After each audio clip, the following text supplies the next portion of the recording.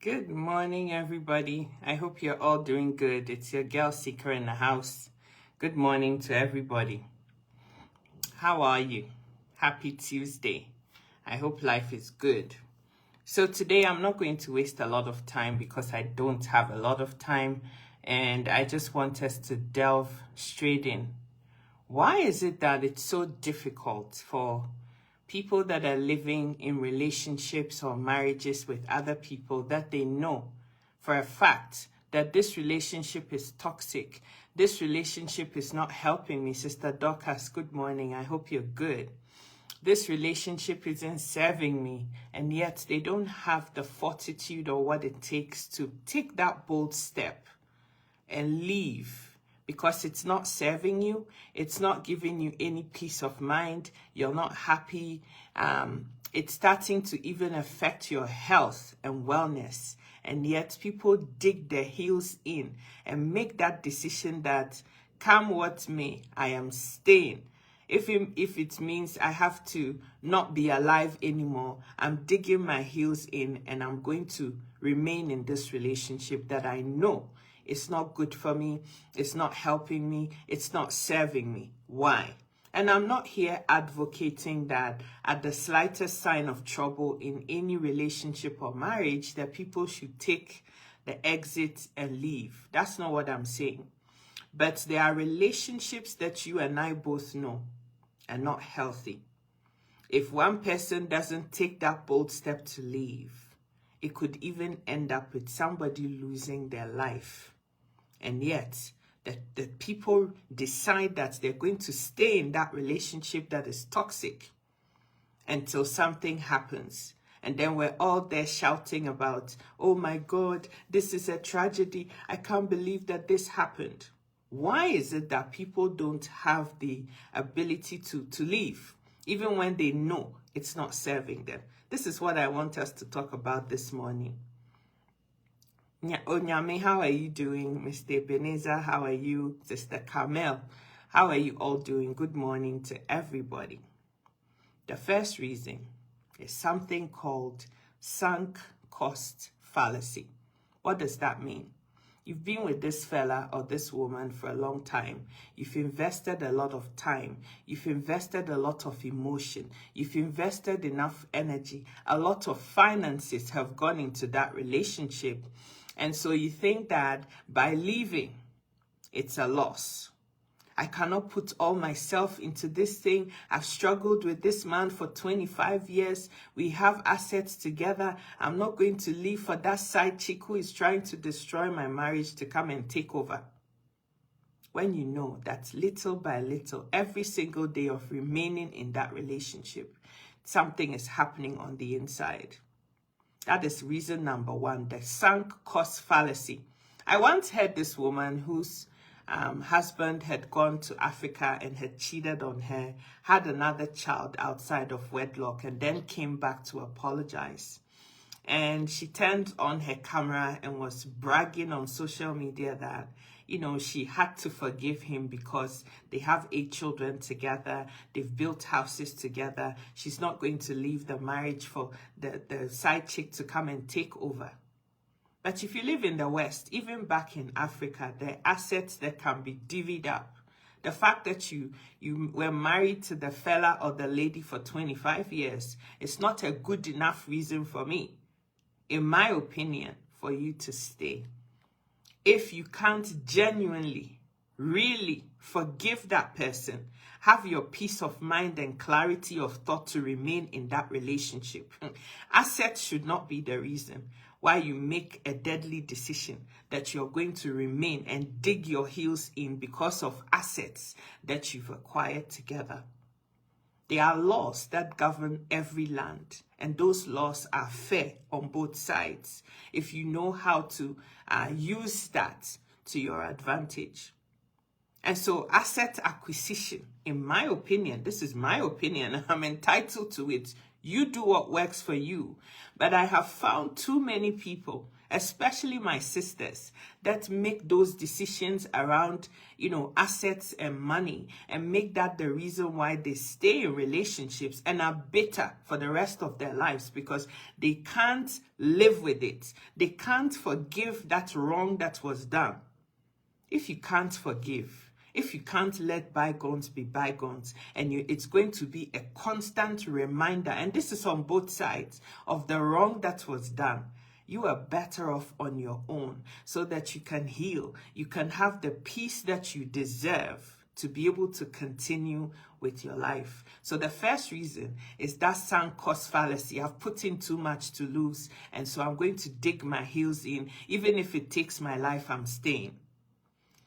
Reason number 2 is that, what if I never find anybody else? What if I leave this man and nobody else ever proposes to me ever again? What if I leave this woman and no other woman finds me attractive enough or wants to spend a life with me? What will I do? There's too much to lose. And so because of that reason, I'm going to dig my heels in and I'm going to stay in that relationship even when I know it's not helping me. What if I regret it? What if I leave and now I think about him and I've missed him so much and now I want to come back and he says no? What am I going to do? Look, there's so many different things that can happen in any relationship, and I'm not here to say that when things get difficult, pack bag and baggage and leave. The first thing is between the two of you, where the issues are. Are you able to iron them out? Can you see eye to eye on anything? Is there common ground? Can you forgive? Because if the wrong that is done to you is unpardonable and unforgivable, choosing to stay is like you want to slowly drink poison and not be here anymore, because every time you see the person's face, it just brings up everything all over again. Yesterday, one of my sisters shared a short video. And it was this thing about Valentine's Day is coming, and the program is all about trying to help relationships where, things have happened so that they can reconcile. It's a season of love and let's see what we can do. And this guy phones in and says he doesn't even know why his ex-girlfriend broke up with him, and they should help him to apologize to her. He doesn't know what he's done, but because he loves her so much, he just wants to apologize and see whether there's something that can be done for them to get back together. So then it's a blind thing. So then they got the lady on the phone. And she answered and says, oh, there's somebody here that has asked me to say that they love you very much. They are describing you as their ex, and they are really sorry and remorseful for what has happened, and they want to come back. And the lady says, who is this person? The host mentions the person's name, and the girl just lost it. Apparently, the guy had cheated on this girl with her own best friend. And he claimed he didn't know what he had done. Unbeknownst to him, the girlfriend had found out that he had slept with her best friend, right? So they get the girl on, the guy is on, and the host is saying, well, the ex-boyfriend says he doesn't know what he's done to you and why you left him. And now let's get an explanation as to what happened. And the girl says, well, since he's playing dumb and pretending not to know, this is what he did. He cheated on me with my best friend.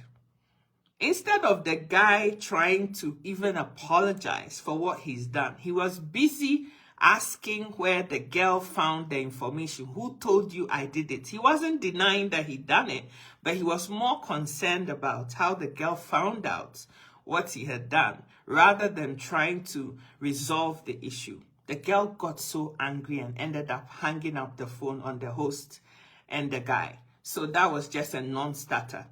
But I'm saying all this to say that in relationships, there are certain things, and we all have our own non-negotiables. Cheating doesn't work for me. Cheating works for some people. There are some people that when they know their other halves have gone to be with other people, they have the heart that is big enough to forgive them and they can still continue a healthy relationship. I have the utmost respect for those people, but that person is not me. Like I said, I'm entitled to my own opinion here. But the bigger thing to this whole forgiveness or non-forgiveness is this. When somebody has wronged you, and they are demonstrating to you that they are truly remorseful for what they've done, and they are prepared to do what it takes to ensure that whatever mistake was done is not repeated, there may be room for forgiveness. But when that person is rubbing it in your face, doesn't even see the wrong that they've done, what is the point? And there's so many sisters and brothers that are sat in relationships that they know are not serving them, but have made that choice to remain. Because they're so afraid that by leaving this one, they may not find somebody else. But I have come to find in life that when your hands are full with a lot of trash, a lot of garbage, a lot of things that are not good for you, how is God going to even find the room to bless you if that is what he's wanting to do? Unless and until you're prepared to let go of what is not serving you, what is not helping you, there is no room for you to be able to entertain or accept or love somebody else. The more you hold on to deadbeat that is not working, the less likely it is for you to find that person that is going to give you all that you've ever dreamt about. If you want the blessing, you have to trust enough. You have to believe enough to let go of that which is not helping you first in order for you to see what God is going to do for you in your life. That is how it works. Unless you're prepared to let go, you can't get what you're wanting. So this whole thing about it's too risky. What if nobody comes into my life again? I don't want to regret it. It's not a good enough reason for you to stay in something that is not helping you, but is completely decimating and destroying your whole fabric as a person. There's so many people who are emotionally and mentally completely broken and are still choosing to remain in that relationship that has done that to them. Nothing is going to change. And this brings me very nicely to the next point, or the next reason why people choose to stay in relationships they know are not serving them. And that is because a lot of us think that we can change the other person. Maybe you started dating this lady and you know that she sleeps around with everything in trousers. You dated this guy and you know that he isn't truthful. He tells you he's somewhere, but he's somewhere else. He's involved in all kinds of things that are not pleasing. You don't like it. The guy is always very angry. But you think, oh, maybe when I'm patient with him more, if he talks and I don't talk back at him, maybe over time he will change. Oh, warrior, I'm a prayer warrior. I can pray for this man. I can pray for this woman and she will change. Think about this critically. The person had parents from the day they gave birth to him or her until the age that you have met them, and the parents weren't able to correct that malfunction.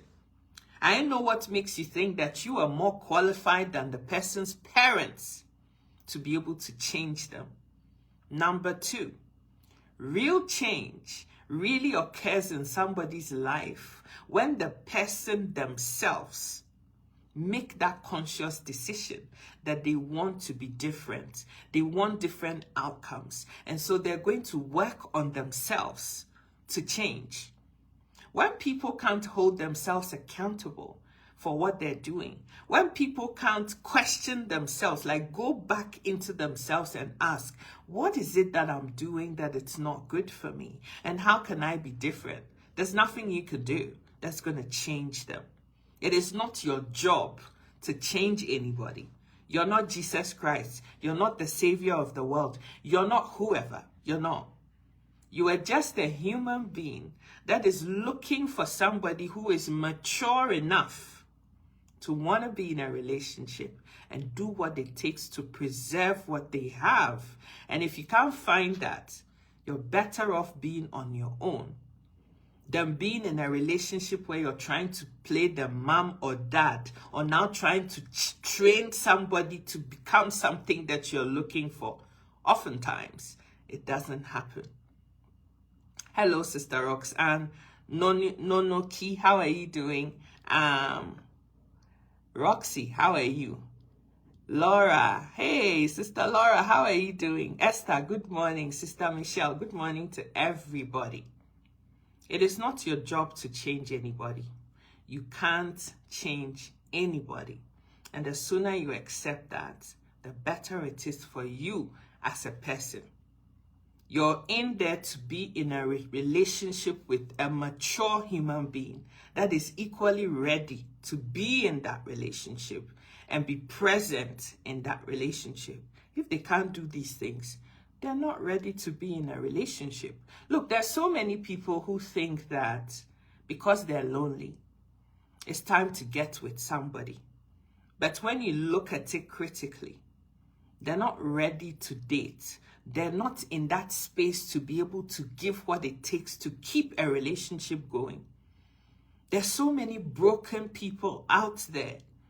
The fact that they smile, the fact that they laugh, on the face of it, they seem good, does not mean that they are good enough to be partners in a relationship. Any marriage, any relationship of any kind that you want to be in takes two people. And the two people both have to be invested in wanting to see that relationship succeed. If one person is checked out, if one person doesn't care, and the other person thinks that it's their sole responsibility to shoulder a relationship that involves two people, it's like you're setting yourself up for failure, or you're living in a fallacy and deceiving yourself that you can make something happen, when in reality, it ain't never going to happen. Sometimes people think that, but is cheating alone a good enough reason for me to say I don't want this guy or this woman anymore? Maybe it's not a good enough reason. Or maybe I should just, it's no big deal. You're trying to rationalize it for yourself, even though you know it's not rationalizing, but you're still deceiving yourself that it's a good enough reason. So let me just stay. He's not that bad. That bedmatics is good. Sometimes he gives me money. So, nobody is perfect. So let me just take it like that. But you know that bad temper that person has, when he erupts or she erupts and she starts acting it out, it's not easy. 95% of the time, you're sitting on eggshells in a relationship with somebody. But just because 5% of the time, the thing is heavy enough. And so when it gets inside that bed, it's able to shift your womb and your uterus and everything in between. You are deceiving yourself that is a good enough reason for you to stay. The question is sex alone a good enough reason for anybody to think that it's a healthy space for you to be in?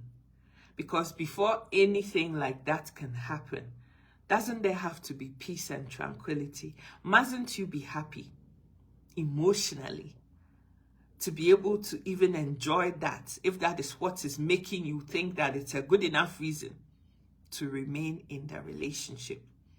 All the serious questions that people need to be asking themselves in order to decide whether they want to remain in relationships, we hardly ever ask those questions. Can I trust this person with my vulnerability? Is this somebody I can be vulnerable emotionally around? Would I be able to tell them anything without feeling that I'm being judged, or it's now going to be used as a weapon later on when something else happens to get back at me? Because there are some people that are really vile. They smile at you, but they're horrible on the inside. As soon as things are not going their way, that's vulnerability, that thing that they know hurts, is what they're going to weaponize and use against you. The fifth and last reason why people stay in relationships and think that, oh, you know, what if I leave? And then before I know it, somebody else has taken the place. And now I miss him so much. I miss her so much. And now I want to come back. But that vacancy is now occupied. What am I going to do? Is there anything that warrants to hurt you? Sometimes we don't understand what love means. You can love somebody enough to say that, look, it's not working for us. The fact that I love you doesn't mean that I have to be selfish enough to think that I must have you at all costs. I can love you from a distance. Maybe you're not the right person for me. Even though I love you, even though I care about you, you're not the right person for me. So let me love you from a distance. And because of that love and not wanting to do anything to hurt that person, you just cut them loose and you let them go. What is meant for you always comes to you. There's no amount of forcing it. There's no amount of, preventing somebody from being who they are that can change the fact that that person was never yours to be had to begin with. And when you've given it a considerable amount of time and you're just seeing that this thing is never going to change, you can be in a relationship with somebody, the person lies. They lie so much, you can't even trust them. When they tell you to look up, you better look down first. Because they lie. A lot of times, cheaters are liars. Because that's the only way they can cheat. They lie, they look at you in your eyes and lie through their teeth. Right? And so that always makes you feel like, this thing that I'm seeing, is that really it?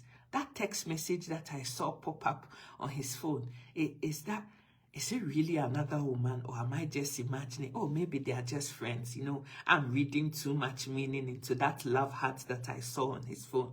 Maybe it's not real. No, they are just good friends. It's not what I'm thinking. But you know full well what it is. But it's much easier for you to deceive yourself into thinking that it's not that thing that you're seeing, when in actual fact, it is exactly that. When something is not working, in your heart of hearts, if we'll all be openly honest here, we know when it's not right. You feel it when it's not working. But you've allowed the loneliness that you're feeling to cloud your judgment into feeling that, you know what, this is not right, this is not working, and it's time for me to move on and away from this thing. Any relationship that is meant to be had must not have any mistreatment, must not have any form of abuse, whether it's verbal, physical, sexual, whatever. There should be none of that. There should be somebody that you can trust wholly. If you can't trust the person that you're dating or married to, there is just simply no point with being with them. If that person is not emotionally intelligent enough or mature enough, emotionally mature enough to not play no mind games, gaslighting, making you think it's something you can see is this, but they're trying to make you believe that it's not what you're thinking, when you know full well it is that thing, then that relationship isn't worth having. The lies, the cheating. And a lot of us don't realize, we think that venereal diseases, because in this day and age, there's so many retroviral drugs for things like HIV, AIDS, and all of those things, that we've kind of, made those things seem like it's normal, it's nothing. But let me tell you, sexually transmitted diseases are still very much alive. HIV and AIDS is still very much going on. The fact that people don't publicize and make noise about it anymore doesn't mean that it's not happening. And if you know somebody that has it, go ask them whether retroviral drugs mean that you can just get to do what you like. Because that immunity, it's low, and you're catching everything that is going. Is that a life that is worth living? Another thing that a lot of us don't pay attention to is the fact that HIV and AIDS is not the only STD that there is. Hepatitis B is even worse because it eats at your liver that you only have one of. And when that liver is destroyed far enough, it's not able to make back itself to come back again. And so if you're sitting there thinking that you can just normalize and gloss over somebody sleeping around with 10 other people and then sleeping with you, my sister, you better think again. And for those of us who believe that life is not just as we see it, but there are other spiritual connotations to life. Hello, Nana. How are you doing? I didn't see you. Modupe, how are you? Sister Lillian, how are you, sweetheart? Kimmy, good morning. Sister Constance, good morning. Tanwa, good morning. Good morning to everybody. There are spiritual connotations to everybody that you exchange body fluids with. Sometimes the people that you get into bed with, they are not only parting with the body fluids that you exchanged, but they're also parting with other things, vital things that you have in your life. Have you ever noticed that you've been with somebody and you've been intimate, and all of a sudden, nothing good seems to be working out for you? All of a sudden, your finances are a mess. All of a sudden, you're applying for jobs, but things are not really moving the way they're supposed to move. You don't understand. It's like there's just stagnation all around you. Not everybody that is smiling in your face is a good person to be around. Just know that. There is no art to tell the mind's construction in the face. At the end of the day, it is what is in here, in the heart, that really counts. And if you're not smart enough to look beyond what you are seeing, oh, he's so good to me, oh, he's so kind. Yeah, those are oftentimes just something to lure you in enough. Go and ask anybody who's dated a narcissist, and they will tell you that in the beginning, it wasn't like that. They were love bombing me. They made me feel like I was the best thing that ever happened to them. Hello, Uncle Raymond. How are you doing?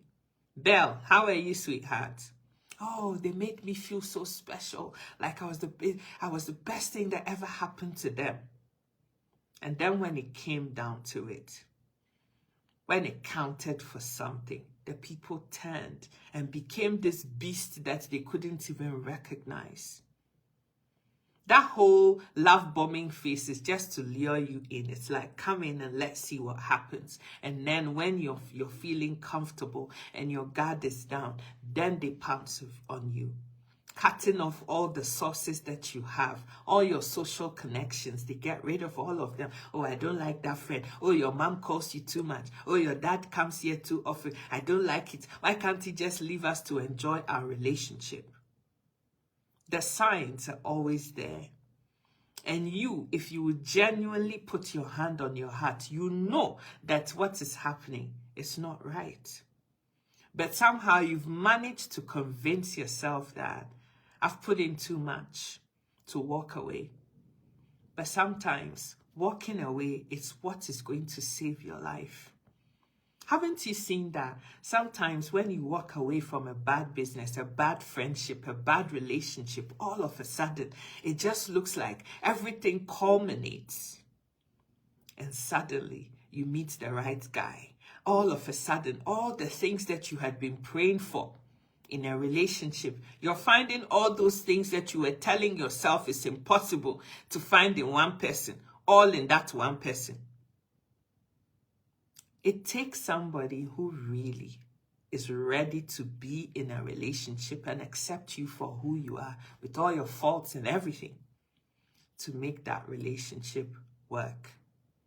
If you don't have that, if that person, no matter how good, rich, handsome, pretty, beautiful, Coca-Cola shaped body they have, if they are not ready to be wholly committed to loving you and being there for you regardless, my brother, waka pass. My sister, jog on. Because the toxicity that you can face in relationships is the same thing that can take you out of this life. There's so many women in mental institutions today because they love the wrong person. There are so many guys that are 6 foot under today because of one year woman that they want to go and meet, that didn't love them, but was only there for what they could get out of the relationship. And so please, meeting the right person, marrying the right person, living with the right person is one of the most important decisions that any adult will make in their life, because it can make or break you. Make it right, you're happy for the rest of your life. Make the wrong decisions, and you spend the rest of your life trying to mend wounds that you should have never even had to begin with. Take it from somebody who knows. And so please, let us not be too much in a hurry just because, body no be firewood. Sometimes you will trade that loneliness for hellfire itself. And it's worse. And you wish you could come out of it.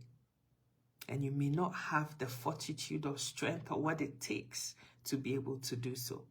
My name is Sika. I love you guys so much. Please, I'm not seeing any love hearts. Nobody is commenting. You guys have enjoyed this live video, and yet I'm not seeing any love hearts. Nobody is loving on me. It's like I just need to turn off this live video and be gone because you didn't enjoy any of what I said.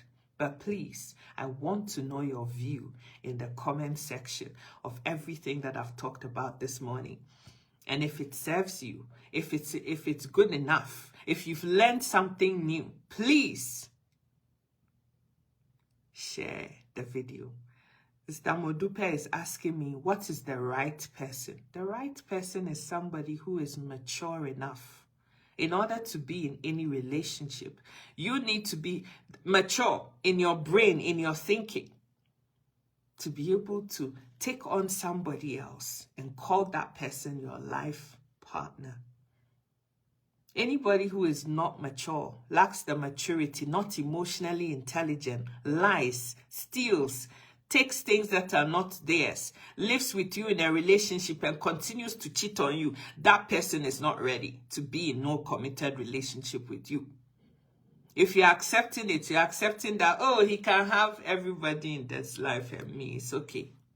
If you know that's not what you want, find somebody who is mature in his mind and is ready to date you and be exclusive to you, to love you with everything that you come with, and not whinge and complain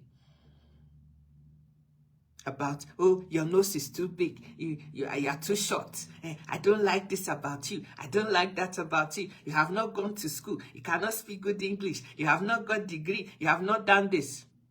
You knew that this is what you've signed up to. Why are you complaining? So that is what I mean by the right person. There is absolutely nobody who is perfect. And so if you note, I never said perfect. I said the right person. There's nothing like perfection. To err is human. We all have our faults. Nobody has 100%.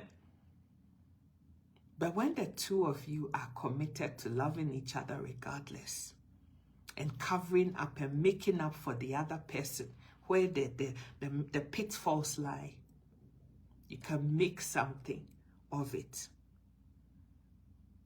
Well, if the person has a phobia to commitment and that's what you're looking for, clearly they can't give you what you want. So it's a decision you make. You either move on or you keep being with somebody who wants to love you enough to just be there, but can't go the extra mile to make an honorable person of you. That is your decision that only you can determine, unfortunately. I can say everything that I want to say in this world, but at the end of the day, I find that we humans ultimately have to make our decisions and live by the consequences of whatever decisions that we make.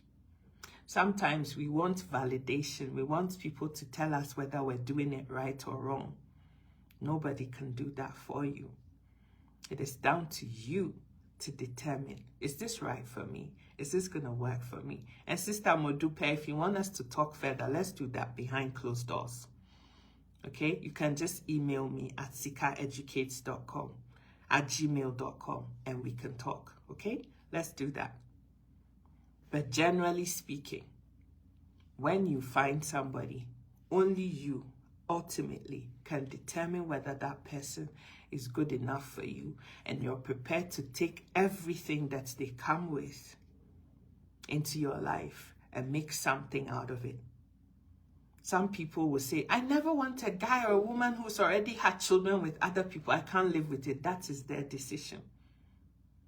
Maybe you can compromise on that, but some other people may not be able to. We all have what works for us. Find out what it is that you can live with. Don't deceive yourself. Don't try to compromise on things you know are uncompromisable in your dictionary. Oh, he's a good man. Oh, he's so handsome. Oh, he has a lot of money. Our home will be peaceful and quiet, but he cheats. And you know that cheating, you can't live with it.